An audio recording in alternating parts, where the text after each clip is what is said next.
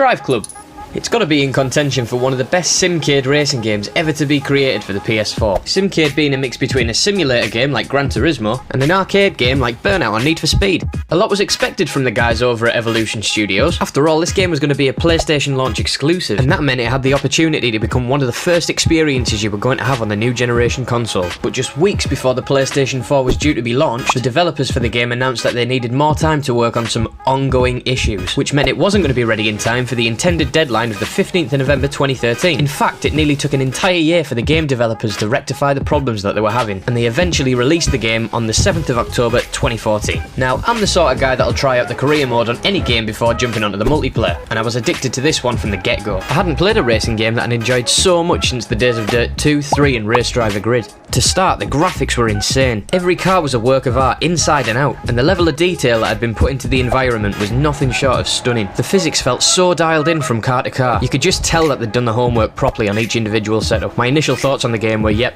they've definitely nailed this one. Anyway, I ended up smashing through the entirety of the original career mode in less than 24 hours of the game's release. I'm sure I wasn't the only one, but I knew that Driveclub was all about the online play, and that's when things went a bit Pete-tongue. The servers were being completely overwhelmed by the amount of people trying to gain access to the multiplayer, and if you did manage to squeeze into an online lobby, you'd just be battling against 11 other ghostly figures, which was really boring because everyone's connection was so terrible. But after a few days, these technical issues were sorted out, and everyone could finally get on racing without glitching all over the shop. If you're the kind of guy that likes chasing trophies, it seemed fairly easy to platinum this game. It was just a case of putting the miles in, driving clean races, and spreading your time out across all of the cars and events available to you, instead of just doing laps around Tamil Nadu in a hypercar trying to set the fastest time, because if you were doing that, then you were probably trying to beat my times. Now, my records don't stand anymore. I don't even think I'm in the top 50 for most of them, but I straight up refuse to be that guy who bounces off walls to gain an advantage, and that was probably the only complaint I had about the entire game. People exploiting track limits to gain advantages. Now, as you probably know, if you cut across an apex, you were given a corner penalty, which slows your car down for about a second or so before allowing you to accelerate back to the speed that you were going before. However, if you took the outside line off the track,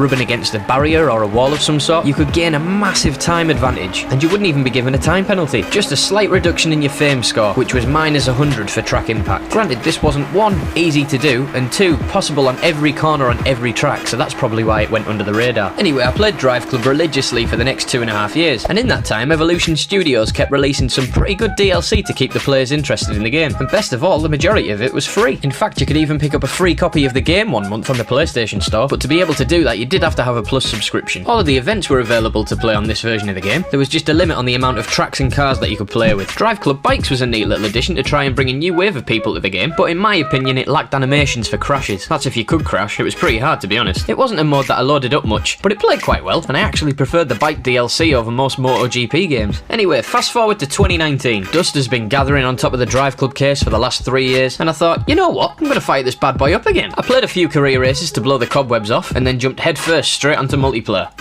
Nothing.